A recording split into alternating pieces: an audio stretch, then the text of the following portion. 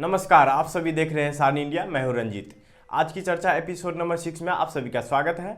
आज हम बात करेंगे कि कर्नाटक युद्ध का परिणाम क्या निकला, उसका महत्व क्या था। आज मेरे साथ फिर बलराम सर हैं। सर से हम आज फिर से क्वेश्चन पूछेंगे।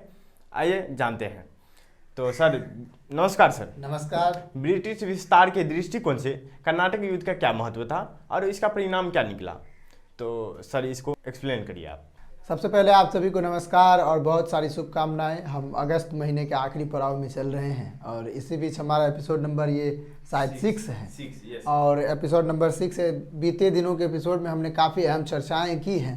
हालांकि इस एपिसोड को आने में थोड़ा सा समय लगा है। हालांकि कोई बात नहीं, हम इस चीज़ को कंटिन्यू करने की कोशिश करेंगे। तो आप सभी से निवेदन है कि आप सबसे पहले पूरा देखिएगा। जब तक आप पूरा नहीं देखिएगा, चीज़ों को नहीं समझिएगा, तब तक आपको नहीं समझ आएगा। स्किप करना और तुरंत चले जाना ये धीरज का पहचान नहीं है। थोड़ा धीरज के साथ पूरा देखिएगा, इसके बाद मुझे बताइएगा कि आखिर क्या समझ आया। मैं क्वेश्चन पर आता हूँ। आज के क्वेश्चन जो है वो है कि कर्नाटक युद्ध का क्या महत्व निकला ब्रिटिश विस्तार के दृष्टिकोण से। जी बिल्कुल। मतलब हमने क्या देखा था कि सबसे पहले अंग्रेजी कंपनी क्यों आते हैं, स्टेप 1 आ क्यों रहे हैं। दूसरे चरण में हमने देखा था कि आखिर हमारे देश की स्थिति क्या है। तीसरे चरण में देखा था कि राज्यों का क्या स्थिति है, कि राज्यों का किस तरीके से माहौल है, कितना राज्य है। चौथे चरण में हमने इस बात को देखा था कि अब अंग्रेज जो है अब आने वाले हैं। इससे पहले जैसे यूरोपीय व्यापारियों का आगमन था, तो इन सभी चीज़ों को देखा था। हमने बताया था कि जैसे जैसे समय बीत रहा है, फ्रांस और अंग्रेज के बीच में प्रतिस्पर्धा बढ़ रहा है कि व्यापार हम करें या हम करें। इन लोगों का कहना है कि सिर्फ हम करें। कोई चाह रहा है कि हम इस ज़मीन पर कब्जा करें, भारतीय ज़मीन पर कब्जा करें, राज्यों पर कब्जा करें और यहीं के कब्जा किए हुए ज़मीन पर यहीं के पैसे से हम यहाँ के सामान खरीद कर विदेशों में ले जाकर बेच दें और उससे भीषण मुनाफा कमाएं। इसके उद्देश्य लेकर चल रहा है। इसी बीच क्या होता है कि ऑस्ट्रिया में उत्तराधिकार की समस्या आती है। भारत में भी उत्तराधिकार की समस्या आ जाती है, लेकिन उत्तराधिकार में राजा बनने की समस्या आती है। और इस राजा बनने की समस्या जब आती है तो इसमें विदेशों का, दूसरे देशों का भी मदद लिया जाता है। तो इसमें दो खेमों में बट जाता है, ब्रिटेन और फ्रांस। दोनों विरोधी गुट में बढ़ जाते हैं। मतलब मान लीजिए सिंपल सा एक परिभाषा कि आप 4 आदमियों का एक समूह है और 4 आदमियों में किसी 2 आदमी को राजा की गद्दी पर चुने हुए हैं, या 6 आदमियों का समूह है। तो कुछ आदमी उनको बोल रहे हैं कि ये बने और कुछ आदमी इनको बोल रहे हैं कि ये बने। तो ये जो फ्रांस है और ये ब्रिटेन है, ये दोनों आपस में विरोधी गुट में थे। मतलब ये किसी और को बोल रहे थे, वो किसी और को बोल रहे थे। तो इन लोगों में एक आदत था कि मामला विदेश में फंसा, लेकिन इनका जहाँ जहाँ खेमा है वहाँ वहाँ लड़ाई करेगा। मतलब क्या हुआ कि मान लीजिए कि अमेरिका में ब्रिटेन और फ्रांस के बीच में युद्ध हुआ, तो और ब्रिटेन और फ्रांस के लोग अगर भारत में भी रह रहे हैं तो वो यहाँ पर भी युद्ध शुरू कर देंगे। ये उन लोगों का पहले का नीति था। तो इसी बीच उन लोगों का पहला युद्ध कर्नाटक में शुरू होता है। उस समय फ्रांसीसी कंपनी के जो थे गवर्नर जनरल थे, उसका नाम था डुप्ले। और डुप्ले बहुत खतरनाक आदमी था। इधर ब्रिटेन में था लॉर्ड क्लाइव था इंडिया में, और उधर था डुप्ले। तो पांडिचेरी से डुप्ले आया और दोनों के बीच में कर्नाटक में युद्ध शुरू होता है 1746 में, और ये 1748 तक चलता है। और ये युद्ध की समाप्ति तब होती है जब एक्सला-पॉल की संधि की जाती है, सापेल की संधि की जाती है, और इस संधि के बाद इस युद्ध की समाप्ति होती है। हालांकि कर्नाटक में ये जो फ्रांसीसी है उनको थोड़ा सा अधिकार मिलता है। कर्नाटक में कुछ जगहों पर उनको अधिक महत्व मिलता है। तो ये हुई पहला युद्ध, कर्नाटक का पहला युद्ध 1746 से 48 के बीच में। फ्रांसीसी गवर्नर डुप्ले और ब्रिटेन के गवर्नर लॉर्ड क्लाइव, दोनों के बीच में युद्ध हो रहा है। इसका संधि एक्सला-पॉल सापेल की संधि होता है और इस संधि के बाद युद्ध की समाप्ति होता है। दूसरा युद्ध होता है 1749 से लेकर 1754 कहिए या 1755 कहिए, मतलब रफ डाटा है। अक्सर लोग 1754 मानते हैं, तो 1754 ही रहने देते हैं। 1754 में ये जो दूसरा युद्ध होता है, इस समय हैदराबाद और कर्नाटक दोनों राज्यों में उत्तराधिकार की समस्या होती है भारत में। और जब इन दोनों राज्यों में उत्तराधिकार की समस्या होती है, तो इससे पहले 46 से 48 तक कौन आ चुका है? अंग्रेज आ चुका है। तो ये लोग लड़ रहे थे। तो इस बीच हैदराबाद के निज़ाम जो थे उस वक्त, वो कह भी थे कि ये तुम्हारा अपना क्षेत्र नहीं है, यहाँ पर युद्ध नहीं कर सकते हो, तुम यहाँ पर लड़ाई नहीं कर सकते हो। लेकिन फिर भी तो उन लोगों को मालूम चल गया ये दो ग्रुप हैं।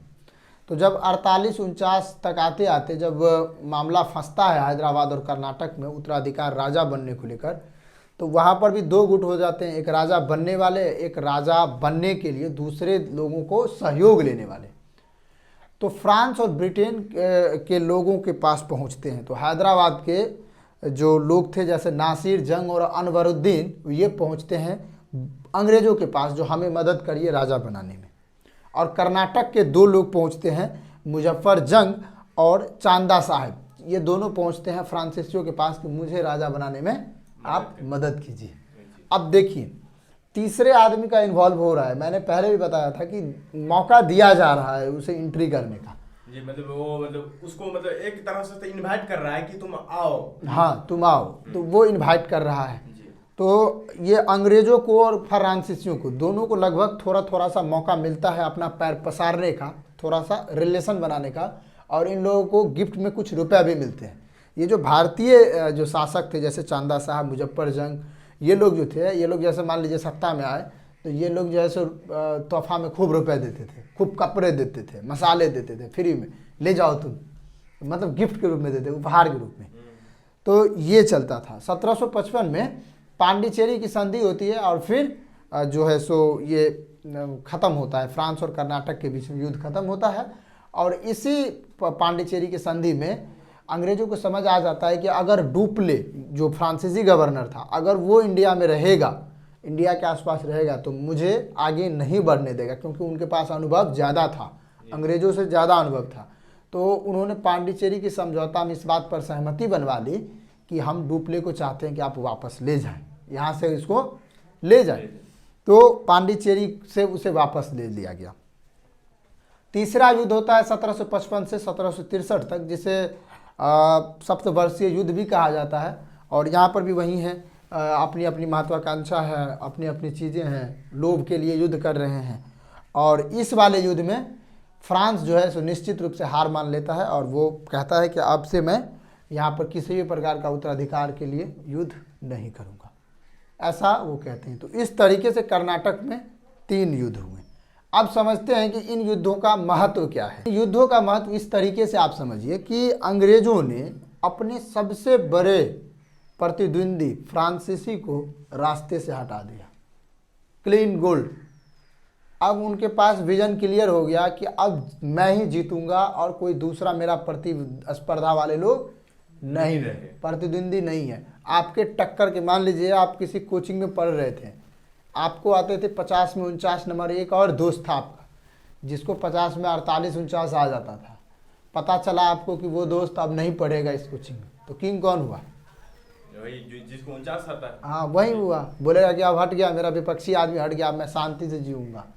तो सेम टू सेम यहाँ पर वही हुआ कि अंग्रेज़ों को अब समझ में आ गया कि मैंने फ्रांस को क्लीन गोल्ड कर दिया है, अब मुझे आगे बढ़ने में कोई बड़ी कठिनाई, कोई बाधा नहीं है। तो अंग्रेज़ों ने सबसे पहले अपने एक मशहूर प्रतिद्वंदी को सामने से हटा दिया। दूसरा क्या हुआ कि कर्नाटक के तृतीय युद्ध आते आते अंग्रेज़ों ने फ्रांस को अंतिम रूप से हार मानने के लिए जिद पर ला दिया और हार मनवा दिया उनसे। इसके बाद एक बात और समझ आई, अंग्रेज़ों की एक धारणा मजबूत हुई और वो धारणा यह थी कि अगर भारतीय राजनीति में हस्तक्षेप किया जाए, वहाँ के लोगों के साथ गठबंधन पहले कर लिया जाए, मैं तुम्हें सहयोग करूँगा, तुम मुझे सहयोग करो, बदले में मैं तुम्हें पैसे दूंगा या सेनापति बना दूंगा, या जब मेरी तुम सहयोग करो तुम्हें ही राजा बना दूंगा। अगर ये चीज़ें उनको समझ में आने लगी है अब अंग्रेज़ों को, और इसका उन्होंने फ़ायदा उठाने का कोशिश अब से शुरू कर दिया और उनको ये समझ में आ गया कि एक मौका है, एक अवसर है, इसका फ़ायदा हमें उठाना चाहिए। दूसरी तरफ जो अंग्रेज़ों के पास जो सेना लोग जो थे, सेना का गठबंधन था, वो सेना आधुनिकता से भरा हुआ था, उनको आधुनिक ट्रेनिंग भी मिली थी, वो अपने मालिक के लिए ज़्यादा वफादार थे। और ये जो इधर दूसरी तरफ इंडियन वाले जो थे, भारतीय राज्यों वाले, वो थे कि फलना बाबू को बोल देना 20 को लेके आएंगे, उस टाइप के लोग थे। हाँ ठाकुर साहब को बोल देना 100 गो सेनापति तो वहीं देंगे, आप फलना बाबू को बोल देना वो 50 लेकर आएंगे। तो इस तरीके से उनका सैनिक था। फलना बाबू अचानक पता चला कि रूठ गए, तब सैनिकों गया, युद्ध हो गया, सिर्फ खेल खत्म। ये हम लोग बंगाल विजय में समझेंगे। तो कहने का मतलब क्या है कि इन लोगों के सामने जो सेना है वो तो सेना तो है ही नहीं, कोई काम का ज़्यादा है ही नहीं। तो कंपनी के पास एक आधुनिक प्रशिक्षित सेना आ चुकी है और उनको ये बात समझ में आ गया कि भारतीयों के पास कितना भी विशाल सेना है तो हम उनको लड़कर रास्ते से हटा सकते हैं। इसके बाद एक चीज़ और अंग्रेज़ों को समझ में आया कि अगर मैं ही कब्जा कर लूँ और भारतीय सेना में जो लोग हैं, जो भारतीय सेना में काम कर रहे हैं, अगर उन्हीं लोगों को आधुनिक तरीके से प्रशिक्षित किया जाए तो वो लोग प्रशिक्षित भी हो जाएंगे और वफादारी भी अच्छे से निभाएंगे। क्योंकि उन समय तक उनके अंदर देश की भावना थोड़े है, नहीं है उस टाइम देश की भावना हाँ, है जो उनको पैसा दीजिए, वो अपना काम करेगा। तो अंग्रेजों ने उनका अवसर उठाया और उनको लिया, कब्जे में लिया और फिर उन्हें प्रशिक्षित किया और वो महसूस भी किया। और उसी तरीके से आगे हम लोग एक वीडियो में बात करेंगे कि अवध का ही पूरा सेना ने पूरा भारत पे जीत दिलवा दी। अवध का सेना अंग्रेजों के लिए हमेशा से वफादार बना रहा। 1850 तक वफादार था वो, 56 तक, लगभग 55-56 तक। और उन्होंने 1855-56 तक पूरा इंडिया को जितवा दिया। अवध की सेना इतना वफादार था अंग्रेजों का, बदले में तुम पैसा दो, हम तो तुम्हारे लिए कुछ भी लड़ने के लिए तैयार हैं, इतना मूड में रहता था। तो कर्नाटक युद्धों का महत्व हमने समझ लिया कि 3 कर्नाटक युद्ध हुए। तो कंपनी की महत्वाकांक्षा थी, उत्तराधिकार की समस्या थी। द्वितीय युद्ध में आके अंग्रेज़ों को भारतीय राजनीति में भी आने का मौका मिलता है। तृतीय युद्ध में अंग्रेज़ अपने प्रतिद्वंदी को सामने से हटा देता है और इस तरीके से वो देखते हैं कि एक सबमरीन निकलता है जिससे पता चलता है कि अंग्रेज़ों ने बहुत बड़ा अचीवमेंट कर लिया है। और वो अब 55-56 तक तो हम लोग आ ही गए हैं। कल के वीडियोज़ में हम लोग संभवतः बात करें कि 1757 प्लासी के युद्ध के बारे में और फिर जानेंगे कि बंगाल को कैसे जीता अंग्रेज़ों ने। मुझे लगता है कि आज के ये टॉपिक सफिशिएंट है। जी सर, तो धन्यवाद सर आपका। तो आप सभी का भी धन्यवाद और आप सब देखते रहिए सान इंडिया और बने रहिए आज की चर्चा डेली एपिसोड में। Thank you.